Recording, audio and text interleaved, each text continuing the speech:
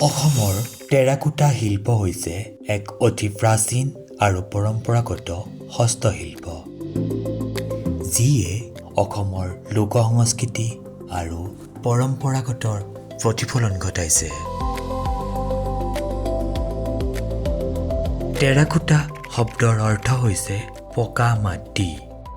এই শিল্পত প্ৰাকৃতিক মাটি ব্যৱহাৰ কৰি হাতেৰে বিভিন্ন প্ৰকাৰৰ সামগ্ৰী নিৰ্মাণ কৰা হয়। সেইসমূহৰ ভিতৰত যেনে দেৱ-দেৱীৰ মূৰ্তি, বিভিন্ন মাটিয়া সামগ্ৰী, চাকি বন্তিৰ লগতে অলংকাৰিক সামগ্ৰীও তৈয়াৰ কৰা হয়।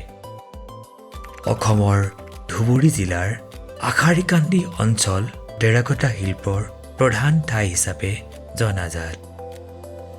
এই কলা শিল্পৰ প্ৰধান পদ্ধতি হৈছে মাটি সংগ্ৰহ কৰি পৰিষ্কাৰ কৰা আৰু হাতেৰে বা চকাত কিবা বস্তুৰ আকৃতি দিয়াৰ লগতে ইয়াক ৰ'দত শুকুৱাই ভটাত পকোৱা হয়। প্ৰয়োজন অনুসৰি ইয়াক বিভিন্ন প্ৰাকৃতিক ৰং ব্যৱহাৰ কৰি সামগ্ৰীসমূহক সুন্দৰ কৰি তোলা হয়। আমাৰ এই কলা শিল্প পৰিৱেশসন্মত আৰু ই গ্ৰাম্য শিল্পীসকলৰ জীৱিকাৰ এক গুৰুত্বপূৰ্ণ উৎস।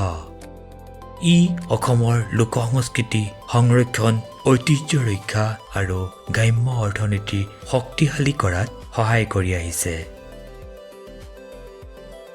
বৰ্তমান হৈ যোৱা গণৰাজ্য দিৱসৰ অনুষ্ঠানতো আমাৰ টেৰাকোটা শিল্পে ইতিমধ্যে প্ৰসাৰ লাভ কৰিবলৈ সক্ষম হৈছে।